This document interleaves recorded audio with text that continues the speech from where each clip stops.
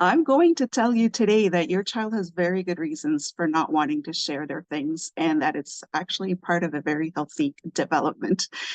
That's what we're going to talk about today. For those who don't know me, my name is Danielle C. Baker. I am the founder and CBO of Being Connected, and I'm also a registered early childhood educator with over 20 years experience in the field. I help parents, educators, and teachers navigate the realities of what parenting is now. But don't get it twisted. When you work with me, we're putting the child's needs first. So we're going to have to put our pride and ego aside, and let's get to it.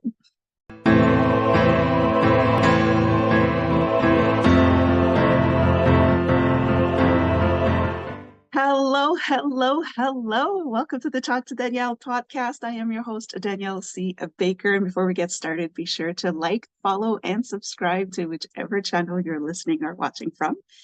And of course, with season 2, this episode is brought to you by the Self-Esteem Doctor Online Academy with the amazing Dr. Simone Alicia.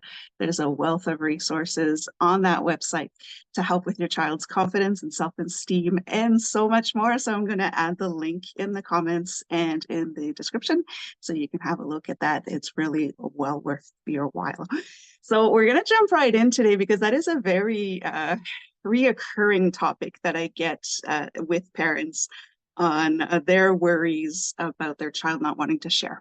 And we also get it in daycare settings in schools where the children just don't want to share the toys or whatever it is that they're using at that moment. Now, I have to say that we're talking, usually this is for younger children, of course.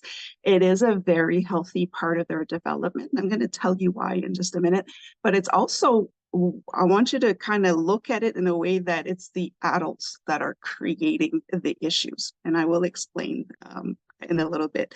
So you just have to understand that naturally, children are not wanting to share. It has nothing to do with being selfish. It has nothing to do with manipulating people or getting attention originally. It's how we as adults are going to handle the situation, whether or not we're going to be teaching them how to use this to their advantage and become selfish. But to the core, not wanting to share is not a selfish act. And it is perfectly normal in their development. Now we're talking about young children, of course, right? So I will tell you that your child struggling to share, they have good reasons not to want to share.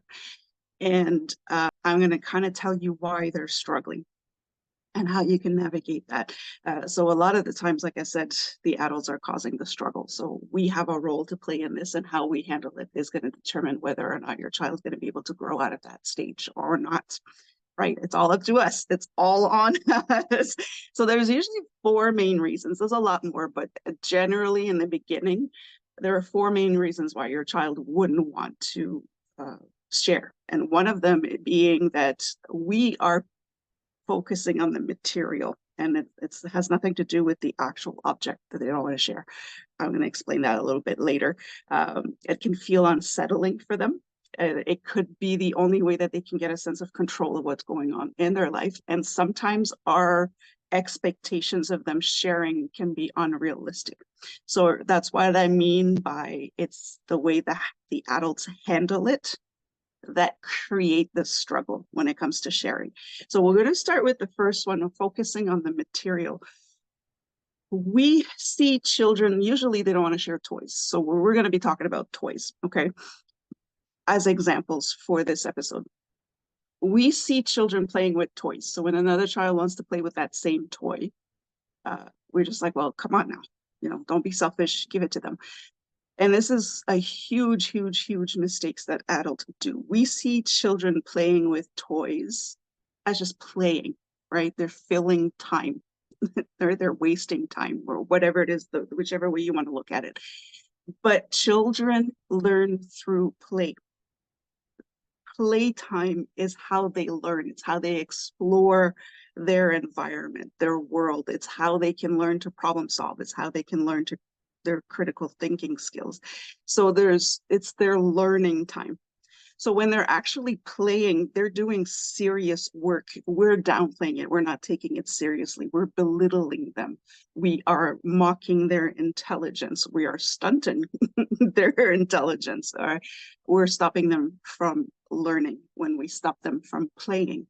So it is serious work for them. They are actually focused. When you watch your child play, they are focused on the toy. They are focused on the stories that they're telling each other. They're focused on what it is that they're creating. They are curious. They want to find out what happens if you roll the car down this ramp, or if you build a fort, how high can you get it to go, right? Those are some examples. And they are engaged with their play. So when we're talking about children that don't have much of an attention span now, we have to look back and say, how often have we allowed them to stay engaged in their play, in their learning time? And that kind of rolls up into one big topic that I will mention in a different episode. So this is one of the reasons that the mistake about sharing is we see it as they're just playing, they're just wasting time, right? They're bored and they're keeping themselves entertained.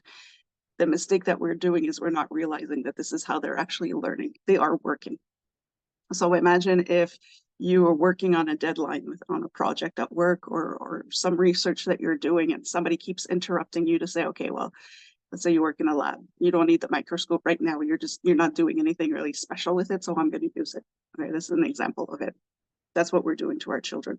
So every time we're interrupting that and dictating what to do with their time, when their time is up, is actually unfair. So when we're telling them that their time is up, they can't play anymore, they can't learn anymore. When they're deep into their discovery and we're interrupting that, it's very unfair. And that's where the struggle begins. They don't want to let go of that toy because they're still learning. They're still curious about it. And why are we stopping that, right? So that's one of the reasons. Another one is it can be unsettling for them.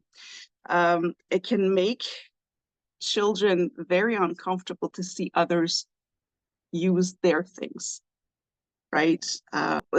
Children tend to have a very strong sense of ownership and security for their toys or for their belongings. So when they see somebody using it, they're really not sure when and if they're ever going to get them back. They haven't learned that interaction yet. Right? We're talking about young children here. They haven't learned the concept of I will get it back until they start getting it back, right? So there's a learning process there. So when we're taking that belonging from them, that gives them that sense of security, and it gives them a sense of identity. And we're taking that away from them. They're not sure when they're going to be getting back, even if you do tell them, in a couple of minutes. They don't know what a couple of minutes are, so they really don't understand if they're ever going to see their belongings again. So it can be very unsettling. It can create anxiety in children because you're taking away their things, right? That's one of the things. Is it is unsettling. We're focusing on the child that doesn't want to give their belongings. We have to understand that the children that want that toy need to learn to wait for their turn as well. So we'll put a lot of focus on the child that is supposedly not sharing, but we're not, there's a teachable moment for the child who wants that toy immediately, right? That happens a lot in school settings or between siblings. The other children need to learn to respect the fact that other people are using the equipment, the material, or whatever, the toys, and they need to wait their turn. When the person is done with it, then they can have a turn. Just like when they get to play with it, they're going to appreciate the fact that they get to play with it as long as they want to. All right. Now, again, talking about young children. So as they grow older, they will grow out of that, and it will automatically, the sharing part will become natural to them. There will be no more issues if we handle it in a healthy way. Right. Another reason why your child may not want to share is because it gives them a sense of control. The only time they get to say no and have an impact on the adults is when they don't want to share, because it makes the adults very uncomfortable. Parents don't want to be judged that they're raising selfish children. Parents get embarrassed, or teachers get annoyed that the other children will cry because they're not getting the toy that they want because somebody else is using it. So children will learn very early on that they can control the adults because they have no control over their life, right? So ask yourself, when does your parenting allow your child to say no and be respected for it, right? When you ask your child to put on their shoes and they say no, you get upset. You're not respecting that, right? They might be saying no because their shoe hurt their feet, but you're going to disregard that and force that shoe on, right? It's just an example. So ask yourself, when does your parenting allow your child to say no and that you will respect it any time in the day, right? They have no control over their day-to-day routine. So when they can say no to not sharing their belongings, that's when they feel like they have some kind of control over their lives. And again, as they grow older, they're going to let that go. That's not going to be an issue anymore. But at that time, that's the security that they need. That's the only time that they will feel like they're in control. So again, this is what I meant earlier. How we react will dictate whether or not this will become a selfish act or if it'll become a manipulation tactic, right? If you're resisting, if you're not respecting the boundaries, if you're not validating your child's right to play with their own belongings, this could then become a struggle for other reasons. Okay. The fourth reason would be that sharing sometimes can be unrealistic. So I will give you an example of that. Imagine if you had a coworker that would come up to you and say, okay, I'm going to be using your phone for the rest of the day. And your boss goes and says, well, you've been using your phone for quite a bit. So yeah, you should be passing it on. It's only fair that your coworker gets it for the rest of the day. This is what we're asking of the children. It's no different at all. So how would you react if somebody would ask to use your phone for the rest of the day and your boss would say, well, no, you have to. It's not negotiable. That's exactly what we're doing. So it's very unrealistic. What are we teaching our children? All right, of course, we're going to eventually teach them to be selfish because it's their stuff, right? It's their stuff. Why should they have to share it? Imagine if you had a friend or a family member go through your closet without you having a say in it and just pick out the clothes they want to wear for the day and you don't have a say in it. It's the same thing. It's not a realistic thing that we are asking or demanding our children to do. When that happens, if you think about it, you would think that it's very rude and it's unacceptable. So that's what you're doing to your child. That's what we're asking the children to do, and that's what we're expecting our children to do. And this is where it's very important to realize that is, how can your child learn to set boundaries if we keep disrespecting their boundaries when they're trying to set some boundaries, right? They don't want you to go through their clothes. They don't want you to, for you to take away their toys. They're telling you that they're not comfortable with it, and you're going to actually put guilt on them. You're going to blame them. So that we're teaching them that setting boundaries is bad and that you'll get in trouble for it. So what is it that you're teaching your child? That's what you have to ask. It's very, very important to be aware of what we're asking the child. Is it realistic? In a school setting, it's different. It's not their choice. So you can explain to the children, well, you like playing with this. I understand, but it's not yours, it's everybody's. Everybody here gets a turn. So you can talk about taking turns. But when it comes to their own personal things, it is important to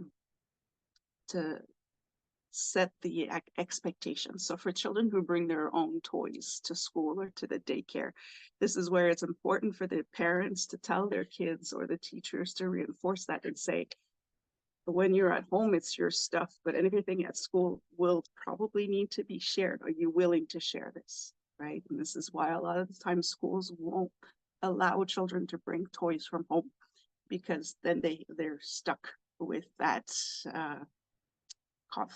continuous conflict of to say, well, this is mine. Okay, so let's keep it at home. If that's yours, then keep it at home. If this here is a community thing, so we need to share. But again, don't forget that as they grow older, they will understand that and they'll be willing to share without conflict. So it's just a phase and it's perfectly normal and healthy part of the development if we handle it in a healthy way as well.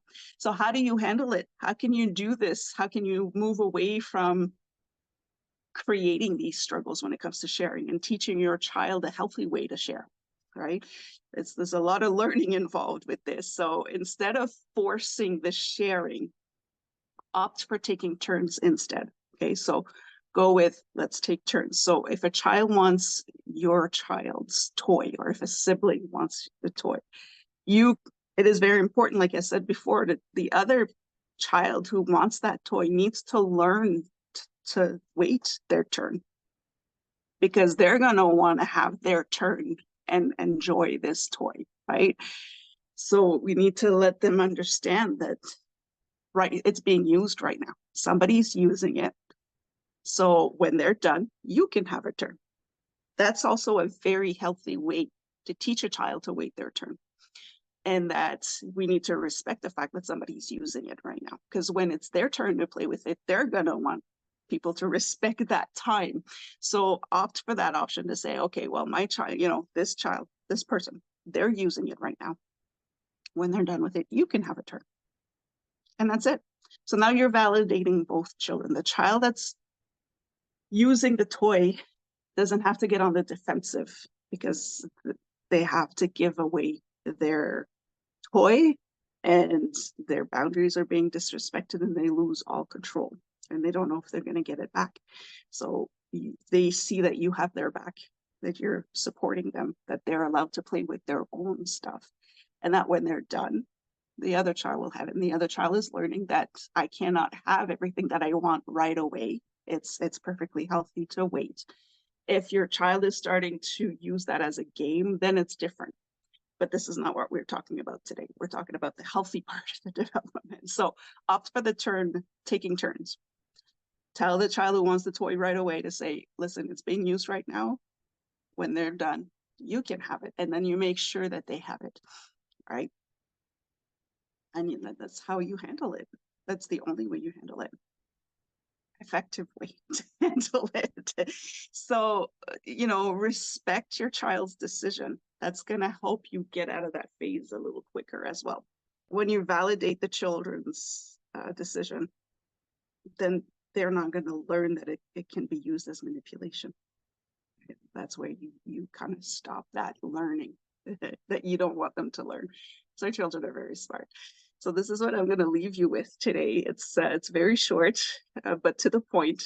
Just know that when children don't want to share, or originally, it is for valid reasons. When we look at it, not as adults who are very authoritative, but as adults who understand that the child is learning something right now and think, well, what if this was being done to me right now, right? When we're talking about the ego and the pride here, look at it as if somebody was demanding of me to give away my stuff. The neighbor says, okay, I'm going to be using your car for the rest of the weekend. I'm going on a trip. I don't want to use up my gas, so I'm using your car. And that somebody comes and says, stop being selfish, give them your car and make sure that the gas is full, the tank is full of gas, right? So that's exactly what's happening when we're demanding that of our children. So that's what it is when it comes to your struggles with your child. Not sharing gives you a different perspective of what that could be. And really wasn't fair for you when you were a child. Let's change that so your child has feel like they're in a little bit of control of their lives. So if you have any questions, if you want more details, you can definitely reach out. I can give you a whole lot of other resources on it. Don't forget to like, subscribe, and follow whichever channel you're listening and watching from. And don't forget to have a look at the Self-Esteem Doctor Online Academy for more resources. It's just amazing stuff to look at there. I will leave you with that. Until next time, stay safe, stay awesome, and we'll talk soon.